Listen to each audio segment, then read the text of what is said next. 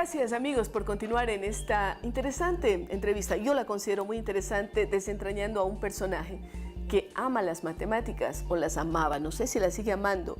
Arturo Villavicencio, que desarrolla buena parte de su vida, de su proceso educativo en torno a las matemáticas, inclusive cuando estudia economía en Francia, en Grenoble. ¿Cuánto es, Arturo, que usted piensa que o las matemáticas se aplican, como estamos viendo, los centros de modelamiento, o tienen un papel fundamental que le lleva inclusive a usted a vincularse a temas como el cambio climático? Un matemático, ¿qué hace en el cambio climático? Bueno, para mí las matemáticas esencialmente, digamos, son un lenguaje prácticamente, un lenguaje que ayuda a, en definitiva, no reducir, sino no manejar la complejidad de muchos problemas. Entonces, desde ese punto de vista, las matemáticas han cambiado muchísimo. ¿A partir de cuándo usted siente que hay ese cambio? Yo diría a partir de los años 70, más o menos. ¿En qué sentido siente usted que cambian?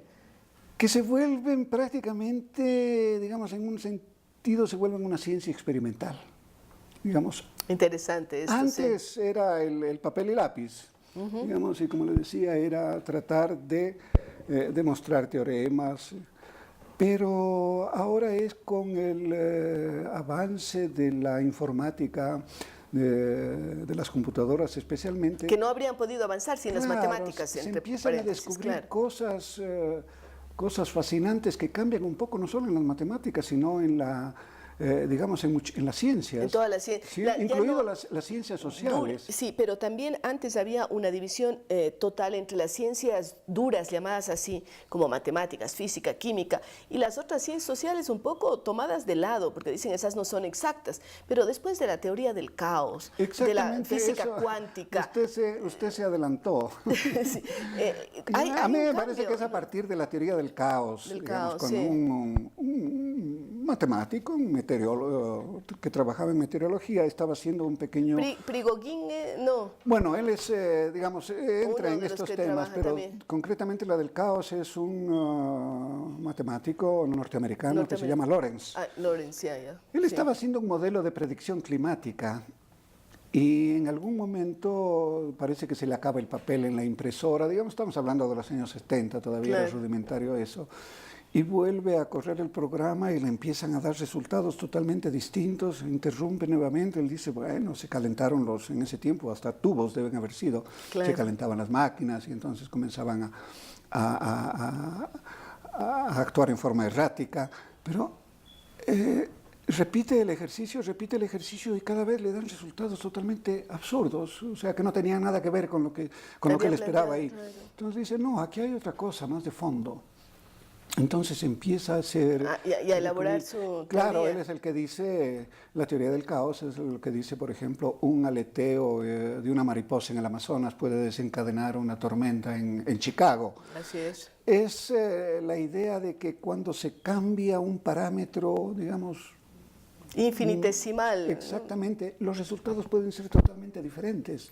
Y allí entra lo experimental y ahí entran los cambios. Claro, y ahí vienen muchas cosas, digamos, porque después se trabaja con funciones totalmente elementales, digamos, un matemático que se precie de matemático y de ser matemático ni siquiera prestaba atención a cierto tipo de problemas, cierto tipo de funciones, porque decía, eso es una aritmética elemental y simple.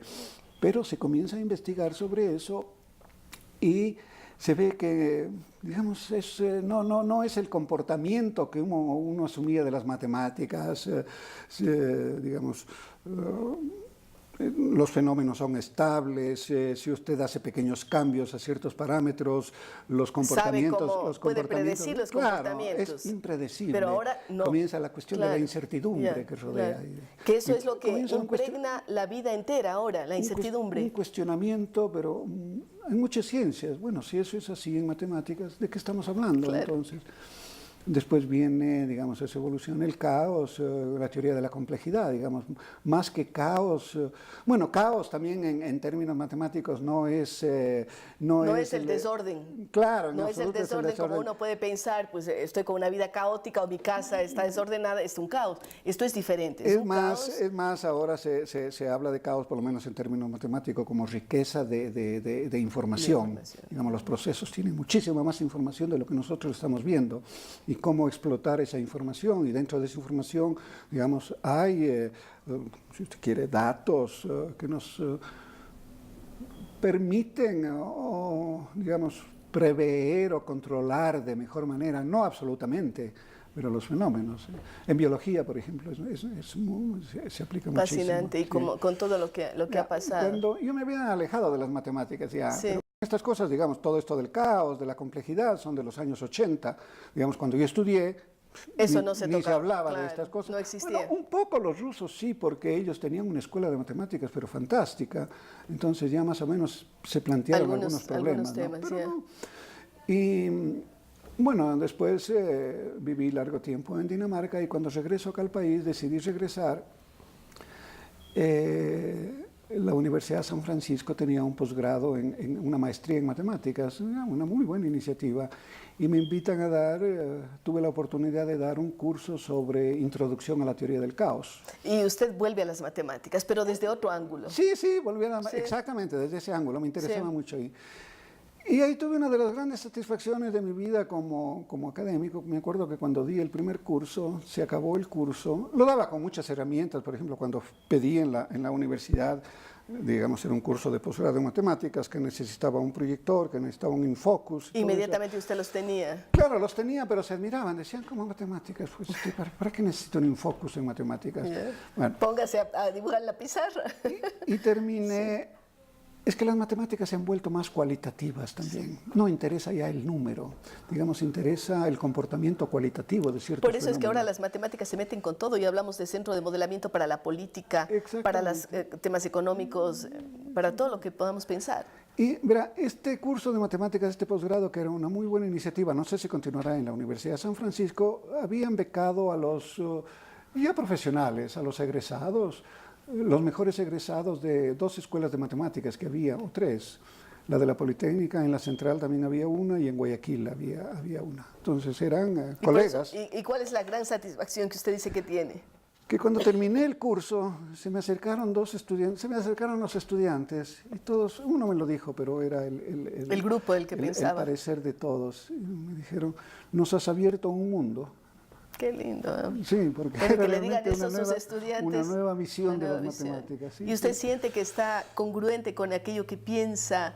Sí. Digamos, lo que pasa es que, digamos, todos esos conceptos, no necesariamente fórmulas matemáticas que se aplican, pero los conceptos, por ejemplo, todo el concepto de complejidad, estabilidad de los sistemas, incertidumbre, en todo campo, son conceptos, digamos, que tienen un origen matemático y se aplican en otras ramas, no necesariamente una fórmula. Así es. Pero a mí me parece que lo que falta es, digamos, romper, digamos, algo así como una compartimentalización que ha habido entre las disciplinas. Bueno, ya se viene hablando de eso algún tiempo. Sí. Romper eso, digamos, ¿cómo? Claro, que lo que le permite a usted tener escenarios, o sea, ayuda a construir escenarios de un futuro cercano, de una perspectiva también. Eso es lo que me ha permitido, digamos, esa visión es lo que ha permitido moverme en diferentes campos. Por ejemplo, bueno, en la economía me especialicé en economía de la energía, los problemas energéticos, pero desde el punto de vista de planificación, no la energía, problemas físicos. Después entré en la parte ambiental. Cuando usted está en Dinamarca, a usted lo nombran delegado ante el panel intergubernamental. ¿Cómo fue esa inserción que es interesante que la conozcamos? Entro a trabajar en un sitio. Quería hacer un alto en mi vida profesional y tener unos 2 años, yo dije, con unos 2 años, 3 años, para, digamos, a ver si empiezo a escribir alguna cosa. Quería siempre dedicarme a regresar a la academia y, digamos, se ofrece esta oportunidad, pero así fue. Y le digo cómo conseguí el empleo a Dinamarca.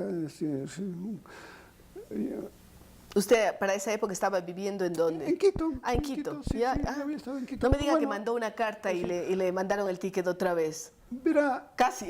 Era casi exactamente así. Un amigo que vivía en Europa me manda un link a la revista The Economist. Yo no tenía ninguna suscripción a la revista The Economist, la leía de vez en cuando había oportunidad, en los aviones, especialmente uno lee eso. Pero no. Entonces ahí me dice, ve en la página de anuncios donde ofrecen empleos. Me dice, ¿eso te puede interesar? Y efectivamente veo que una institución en Dinamarca estaba buscando una persona con un perfil más o menos que yo tenía. Ya. Pero lo que pasa es que eso ya estaba vencido. Había pasado el plazo. Había pasado siquiera unas 3 semanas. De todas maneras agarré, escribí una carta y dije, yo estoy interesado en esto y toda esa cuestión. Pum, envié.